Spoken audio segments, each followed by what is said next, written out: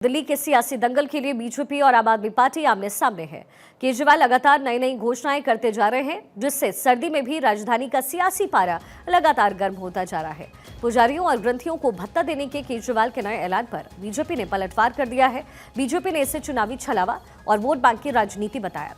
अरविंद केजरीवाल ने आज दिल्ली में पुजारी ग्रंथि योजना लॉन्च की और इसके बाद कश्मीरी गेट के मरघट वाले बाबा के मंदिर में पत्नी के साथ दर्शन किए और वहां के पुजारी का पहला रजिस्ट्रेशन करवाया।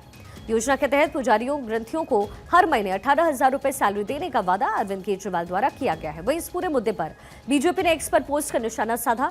अरविंद केजरीवाल के ऊपर निशाना साधते हुए उन्होंने कहा कि अरविंद केजरीवाल को चुनावी हिंदू उन्होंने बताया है। बीजेपी ने लिखा है कि जो 10 साल से इमामों की सैलरी बांटता रहा है, जो भगवान श्री राम का मंदिर बनने से खुश नहीं थे, जिसने मंदिर और गुरुद्वारे के बाहर शराब के ठेके खोले, जिसकी पूरी राजनीति हिंदू विरोधी रही है, उसे अब चुनाव आते ही पुजारियों और ग्रंथियों की याद कैसे आ गई।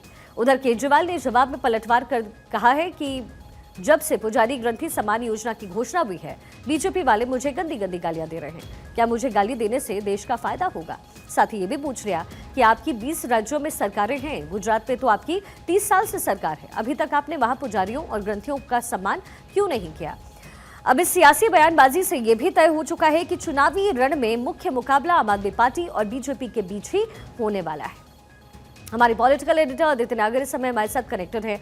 अदिति, अरविंद केजरीवाल की तरफ से ये जो योजना लाई गई है, इसे एक तरीके से इस रूप में देखा जा रहा है कि अरविंद केजरीवाल लोगों की नसों को पकड़ रहे हैं, लेकिन इस वर्ग से किस तरीके से अरविंद केजरीवाल को फायदा मिल सकता है?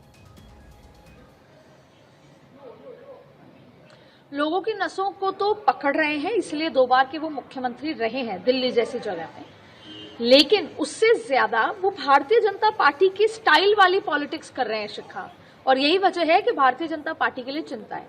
इस पूरे जो दिल्ली के चुनावी मैदान को समझें तो कांग्रेस को ये चाहिए, कांग्रेस ये चाहती है कि उसको ये पता है कि वो बहुत ज्यादा बदलाव तो नहीं कर सकती है, चुनावी मैदान में कुछ नया नहीं खिला सकती है, कुछ बहुत बेहतर नहीं कर सकती, इसलिए वो चाहती है कि वो वोट काटने में मदद करे ऐसी कि भारतीय जनता पार्टी को इसका फायदा हो।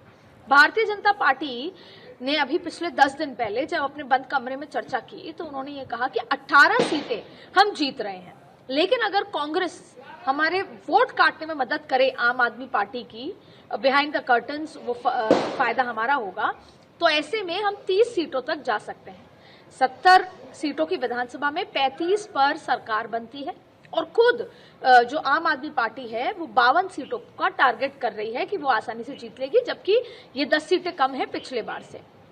अब देखिए, ये मैदान की जो लड़ाई है भले ही त्रिकोणीय है, और इस त्रिकोणीय में जो मुस्लिम वोट बैंक को काटने में कांग्रेस लगी हुई है कि 10 ऐसी सीटें हैं जहां पर वो मुस्लिम वोट बैंक को काट सके, उसका सीधा सीधा फायदा भारतीय जनता पार्टी को होगा।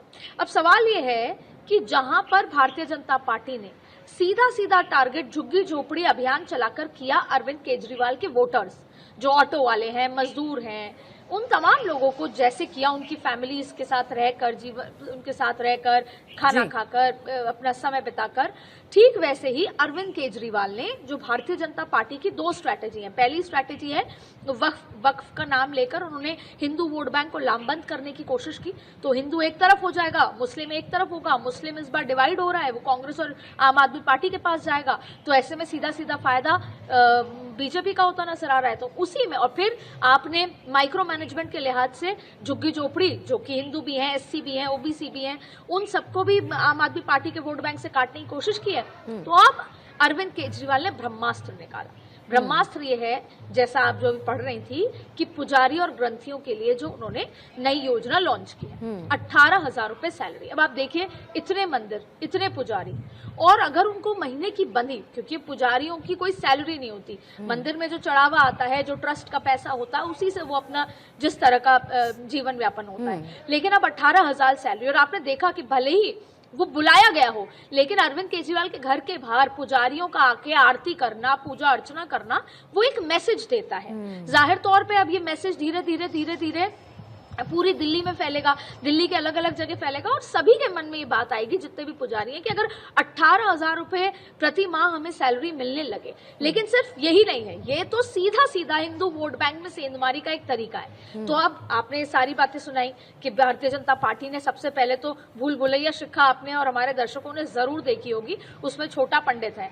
तो एक पोस्टर जारी हुआ है, वीडियो भी जारी हुआ है जिसमें अरविंद केजरीवाल वो छोटा पंडित बने हुए हैं और ये बताया गया है कि अरविंद केजरीवाल केवल चुनावी पंडित हैं। इन्होंने अभी तक इमामों की भी सैलरियां नहीं दी हैं और वो कहीं ना कहीं एक और बार हिंदू मुस्लिम वोट बैंक नाराज होता है जाहिर तौर पे और वो कांग्रेस की तरफ जाता है। तो अरविंद केजरीवाल भारतीय जनता पार्टी के वोट बैंक में सेंधमारी कर रहे हैं, भारतीय जनता पार्टी झुग्गी झोपड़ी अभियान चला के अरविंद केजरीवाल के वोट बैंक में सेंधमारी कर रही है। इन शॉर्ट ये मुकाबला बहुत रोचक हो चुका है। कांग्रेस के लिए खोने को कुछ नहीं। कांग्रेस अगर थोड़े भी वोट काटती है तो वो कहीं ना कहीं आम आदमी पार्टी का बड़ा नुकसान नजर आता है। जाहिर तौर पर अलका लांबा को आतिशी के सामने तैयार कर लिया है, वो चाहती नहीं थी लड़ना, वो जीत पाएंगी नहीं पाएंगी वो बात की बात है, लेकिन वो खुद ये मान रही है कि आसान मुकाबला नहीं है।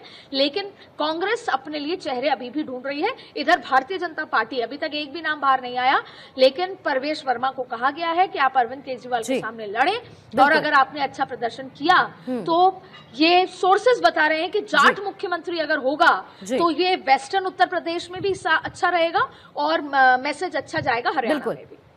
और अदिति, एक तरीके से देखा जा सकता है कि अरविंद केजरीवाल कोई कड़ी कहीं छोड़ना नहीं चाहते, इसलिए महिलाएं हों, बुजुर्ग हों या फिर पुजारी हों, सब पर नजर अरविंद केजरीवाल की लगातार बनी हुई है।